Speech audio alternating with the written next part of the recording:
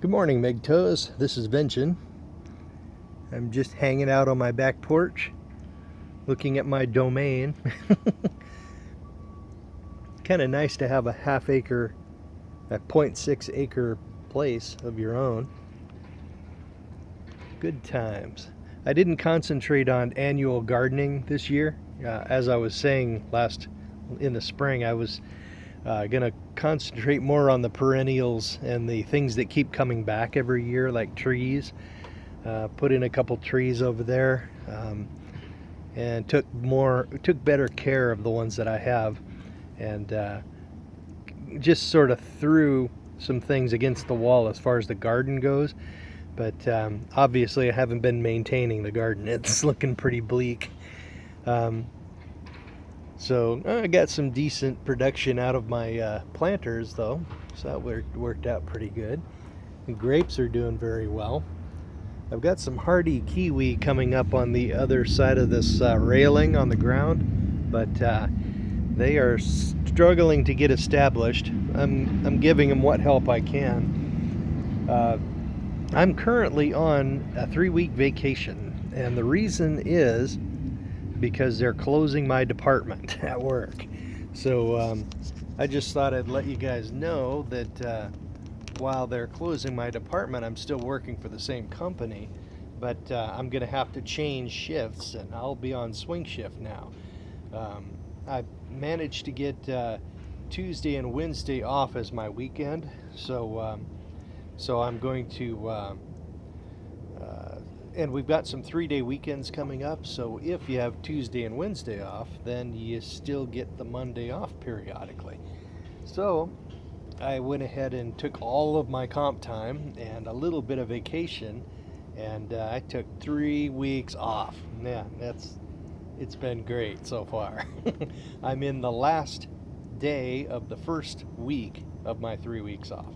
So, yeah, good times. Man, am I sore though. I hired a guy from a company called TaskRabbit, and if you look at your Play Store, if you have an Android, you can find the TaskRabbit app. And what they do is it's sort of like what they call the gig economy. And if you're old like me and you need some help,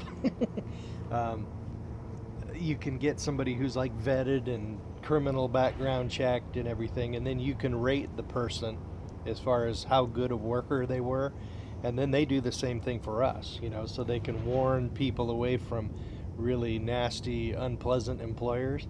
So it behooves people to treat those taskers well.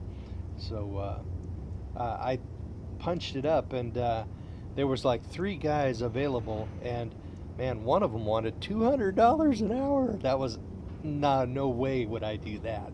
Another one wanted 50, but I just looked around to a different category. I was looking at landscaping, and then I figured I'd look at other things. And there was a guy who was a mover, and he only charged $35 an hour. So, man, I went ahead and hired that guy.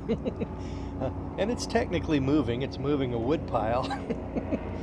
So, yeah, I had a problem with my wood pile over there. The thing was, it was too close to the fence. I couldn't get the mower behind it. It was too close to that raised bed, so I couldn't get the mower between it and the wood pile. So blackberries and everything were growing up through it. So we went ahead and put down barrier cloth, wood chips, and moved the wood pile onto some railroad ties, and then basically built the wood pile on top of that. And it wasn't heavy lifting, but man, my back's sore. Trying to keep up with a 40-year-old. That was something. Anyway, beyond that, we sheet mulched the blueberries, and then took down the soil on the place over on this side of the house. There's a crawl space entrance that was sort of downhill, and it was probably causing a lot of water to go under the crawl space, which is a bad idea. So I reshaped the area so that it would sort of shed water off and not direct water down there. But I just wanted to let you guys know that that while I'm not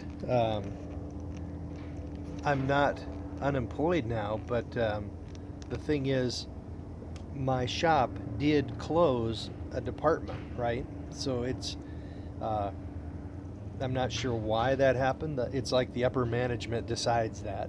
So I had to, sort of. I'm going to a different shop, and I'm going to be changing shifts. I'm going to be on swing shift now, and it's not too bad. And I'm not sure if I already covered this. Man, I'm getting old. Anyway, I got Tuesday and Wednesday off, as my weekends. So and we have a few 3-day weekends coming up. So I will still get those 3-day weekends just from the other side. I kind of like the idea that, it's on, you get to enjoy the easy glide through the weekend because you can just work and there's not as much chaos going on. And then on Monday, everybody comes in and they're all pissy, and I can say to them, well, I'm sorry you're feeling so bad, but if it's any consolation, it's my Friday. So that appeals to me. I've had that shift before. It worked out pretty well, and they didn't have an engine guy on the shift, so they really needed somebody. And they rolled out the red carpet for me the last time I was there, so I'll be going back. It's gonna be cool.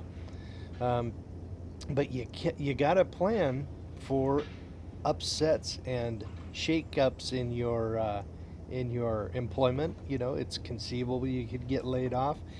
You got to plan for this sort of thing, and you got to save for it and make some preparations for that sort of thing. We're entering a time when you won't be able to depend on your job as much. As you know, we're going into another recession.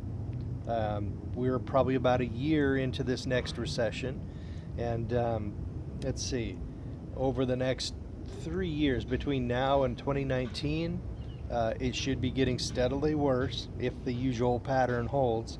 And at that point, around 2019, if you're still employed, thank your lucky stars.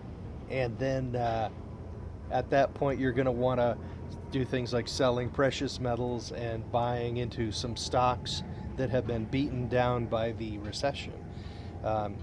This next recession could get so bad that it could do some fundamental damage to the economy, like serious, possible situations where the dollar isn't the world currency anymore, and we could get dramatically less wealthy as a society. So it's important to plan for that too. Things that are valued within the country will probably stay valuable in the country, like as far as real estate and stuff goes. But internationally held assets like stocks and precious metals could go up. Well, anyway, so at this point, we've recently had a pullback in bitcoins as well as silver. And the bankers basically do what they can to knock the price of silver down. They do not want that to be a good alternative to their crazy Ponzi scheme investment thing that they've got going. So, man, it's important to, if you're not gonna get into bitcoins, I would highly recommend getting silver. Get a go down to your local coin shop and pick some up, dudes. Even if you can only kick in like $100 or so, that asset or that savings will benefit you in the future. I mean, it'll either go up and then you can sell around 2019, or if you lose your job or something, you'll have an asset that you can use to tide you through and get you through the rough spot.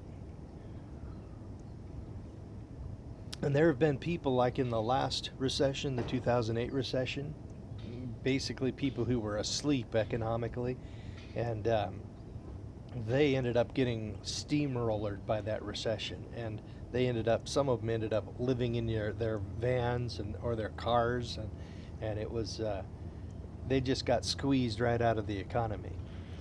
Um, I kind of feel for the guys who are just starting out, but a lot of the bullshit um, that the people who have been through college now fell for, a lot of the younger guys will not fall for. Uh, like a stupid degree in philosophy or something. They that obviously won't make any money for them, but maybe a 2-year degree as a diesel mechanic, or maybe a welder's certificate or something like that. Something practical that actually is nuts and bolts. Um, that's the way to go. The straight shooter's career of being an electrician, that's not a bad idea either. Um, if you run into a situation where your job ends, man, that app called TaskRabbit, that's pretty darn cool. Um, for example, if the straight shooter lost his commercial electrician job, he could go on to TaskRabbit as a handyman and charge $60-$70 an hour, and save the homeowner a heck of a lot of money, because if he if the homeowner wanted an electrician from an electrician company, he'd probably have to pay like $150, $175 an hour uh, for an electrician to come over and look at his electrical problem, right? Whereas he can charge half that and still make out very well. Um, so if I'm in a situation where my shop actually did close down, um, they I would probably do the unemployment thing, and I would probably sign up for TaskRabbit and become a sort of a tasker for as a heavy diesel truck mechanic. And then I could do like mobile service, in frames, but injector swaps, tune-ups, troubleshooting fault codes, that sort of thing. Um, I could get by, I think, at least until I found another diesel mechanic job, and they're pretty easy to find. I'm kind of lucky in that respect. So, over the next 3 years, the economy is going to be getting worse, and it's a great idea to plan for it. So, but there is some serious opportunities in bitcoins and silver. As we're dropping into this recession, people are going to start losing confidence in the conventional economic system, and they're going to want alternatives like Bitcoin and silver. We've had, as I said, we've had a pullback, and over probably between now and the end of the year, we that's where the conventional economic system really suffers. In the fall, um, a lot of recessions occur in October, around there. So it's a good idea to kind of plan for it, and alternatives like bitcoins and silver will probably do pretty well. So, kind of looking forward to that. I think the shop is in pretty good shape, because my shop isn't just a diesel truck shop, it's a bunch of other stuff too. So, so basically, I'm probably going to be okay through this recession. And if you've got a job that is fairly dependable and you can count on it pretty well going through the recession, man, you can load up on alternatives like bitcoins and silver, and then when we drop to the bottom, like around 2019 or so, man, you can then just take those profits off the table, and then you can turn around and drop them into companies that have been pushed down by the recession, and over the next 3 or 4 years beyond that, you'll make a ton of money.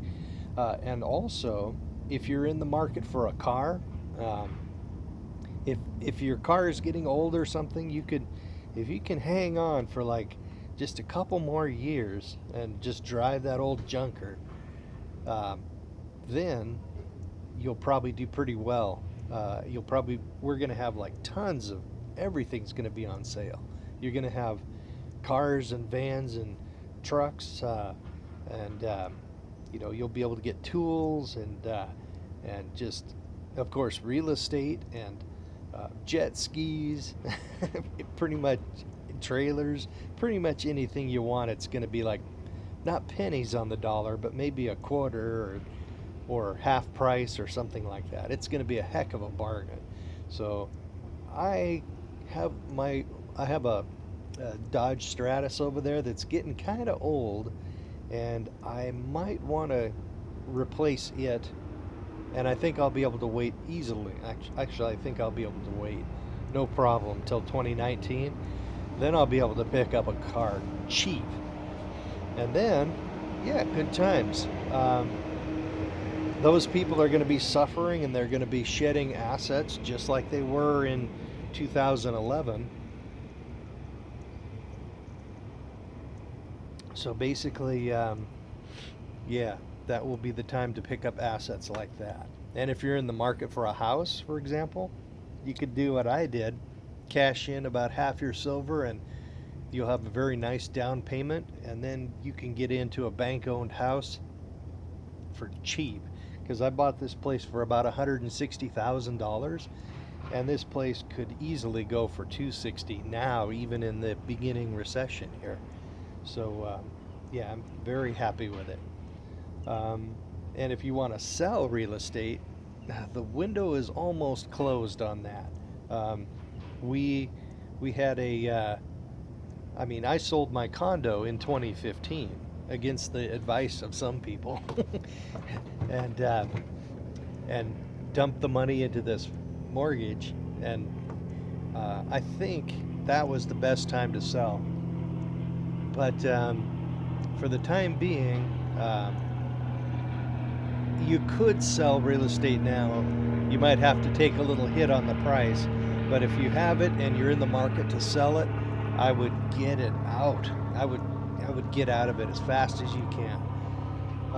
I feel for anybody who bought real estate at this juncture, because you're going to be suffering over the next 3 years as the price is going to go down, down, down, down.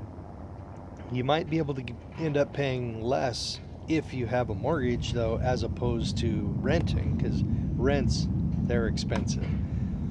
Well, guys, other than that, just wanted to let you know that my job isn't in danger, but I had to do a little bit of adapting because things were downsizing a little bit, and it's important to be ready for that stuff. So I think today I'm enjoying my vacation, but I think I will put a little bit of a border of like rocks or whatever around the that garden bed, and then I'm going to clear it out with a string trimmer and put more wood chips on it and get it ready for the fall garden, which is like things like broccoli and cabbages, spinach, and greens and stuff like that, and get it ready, and then I should be able to get some decent production out of it in the fall. So, good times. That's about all I got for you guys. Oh, as you can see, I got a pear tree over there with 2 pears on it. It'll do a lot better next year, though.